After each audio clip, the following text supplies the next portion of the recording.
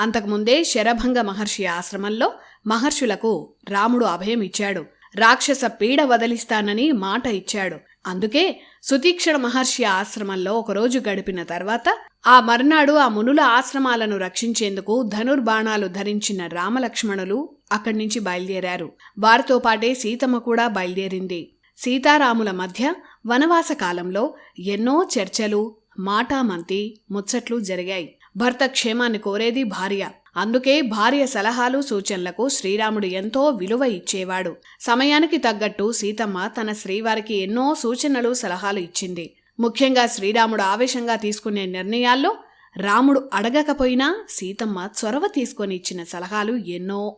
వారి మధ్య అన్యోన్య దాంపత్యానికి ఇలాంటి ఉదాహరణలు రామాయణంలో చాలానే ఉన్నాయి. అలాంటి ఘట్టమే ఈ సందర్భంలో రామాయణంలో జరిగింది. శ్రీరాముడు మాట తప్పనివాడు. అందుకే రాక్షస పీడ వదిలిస్తానని మునులకు మాట ఇచ్చిన రాముడు ఆవేశంగా ధనుర్బాణాలు పట్టుకుని వారి ఆశ్రమాలకు ప్రయాణమయ్యాడు. అప్పుడు సీతమ్మ సున్నితంగా శ్రీరాముడికి ధర్మాన్ని జ్ఞాపకం చేసింది. రామాయణంలో చాలా చోట్ల ఇలాంటి ఘట్టాలున్నాయి. సినిమాల్లోనూ సీరియళ్లలోనూ ఇలాంటి గొప్ప సన్నివేశాలను ఎవరూ తీయలేదు. అందుకే వాల్మీకి రామాయణం చదవాలి.